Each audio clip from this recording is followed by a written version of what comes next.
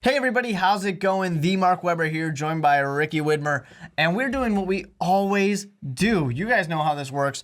We pick games every single week. And as always, this pick video is brought to you by thesportpick.com. Go check it out, join the most valuable podcast league, and compete against everybody.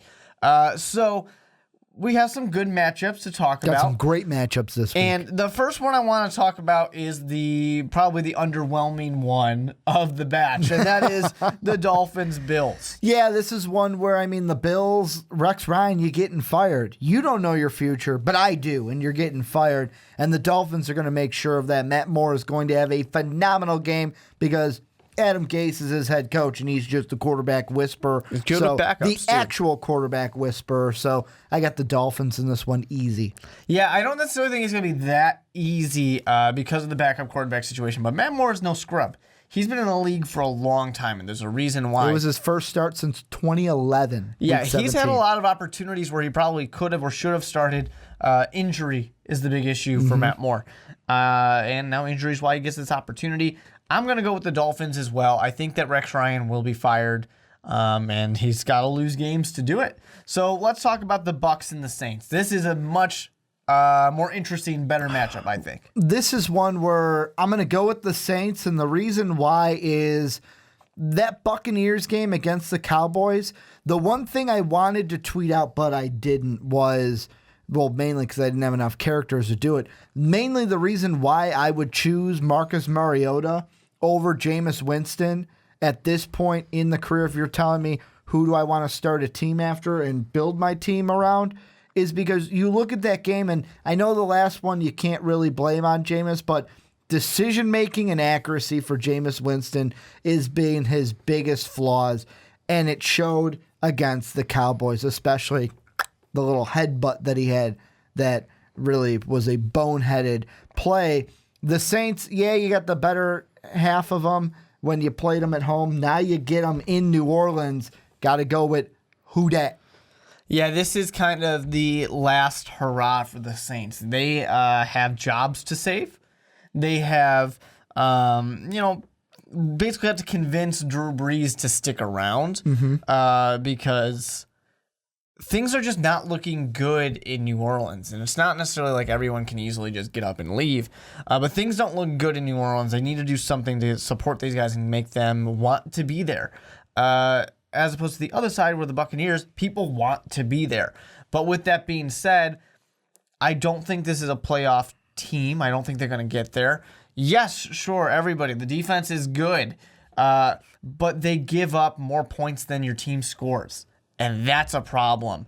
It's been on a hot streak, but I don't think they're going to get into the playoffs. In order to do that, they're going to lose to the Saints. Let's move forward. Let's talk about a really good matchup here, the Ravens and the Steelers. This one I'm leaning towards the Steelers, and they're the ones I'm going to pick in this one. The Ravens, I just don't see them as that team that's going to win this game and win the division, because let's be honest, the winner of this game is going to win the AFC North.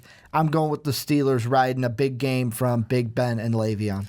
So I'm going to disagree with you on this one. I do like the Steelers, and I like them moving forward. But the Ravens, they got to play hard. They got to get their way in there. And Joe Flacco, going past this last game and listening to him talk, right after the game about how bad he felt that he put his defense in that bad position with that last-minute interception, and how, happy he was that his defense bailed him out. This is a team that's going to play hard. And these games against the Steelers and the Ravens are always great games, and that's why I'm going to roll with the Ravens on this one. But let's move forward to the Broncos and the Chiefs. Yeah, you guys know from my preseason prediction, Broncos ain't making the playoffs, going with the Chiefs. Yeah, I got to go with the Chiefs as well. It's the home game for them. They had some embarrassment before, but they're going to turn things around, and they're going to be a really good team going into the playoffs. You don't want to play them in the playoffs, that's for sure. Let's talk about the Lions and the Cowboys. What do you think? Yeah, this is one where I picked against the Cowboys last week. I got burned. I picked with the Lions last week, got burned. I am actually going to have a rare sighting. I'm going to pick the Cowboys. The Lions, to me, are a team where if they would have won last week, I would have picked them in this one because they lost to the Giants. the rule of whatever transverse property in math it is. Basically, you lose to a team that beat the Cowboys twice, you're not going to beat the Cowboys. So I definitely think that the Giants are this weird team that can do whatever they want whenever they want. Kind of like the Packers. Hey, we'll go on a run. Boom. Well, yeah, it's 4 not wins. surprising in that case. But I think that's actually a big part of it for me is that the Packers are on this run. They're going to run the table. They're going to win it all. I think that the Lions are going to mess it up and do Lions things and not go to the playoffs. I definitely think that this could be a very good matchup. Especially with the comeback king that is Matt Stafford in the fourth quarter. Could be a potential playoff rematch we see, too. Mm-hmm. So I definitely think it's going to be interesting. It's going to be one of the best matchups this weekend to watch for sure. But I got to go with the Cowboys on this one. Detroit's probably going to mess it up, and they're kind of rattled right now, that's for sure. Too many losses, and the Packers coming in hot behind them. So thank you guys for checking this out. But oh, wait. We got one more to do. Double not so fast on this one. We got a surprise. This is going to be the best matchup all week. We got the Chargers and the Browns. The Cleveland Browns. You ready for this? Yeah, who's going to win? Are you? Are you ready? Are you guys ready? The Browns are getting their first win. Mic drop. What up? So for a long time, I've struggled internally about this match because I don't know if it's Browns are beating the Chargers. I'm calling. What is funnier? Is it funnier for not even the Browns to go 0-16 and only the Lions to ever do it?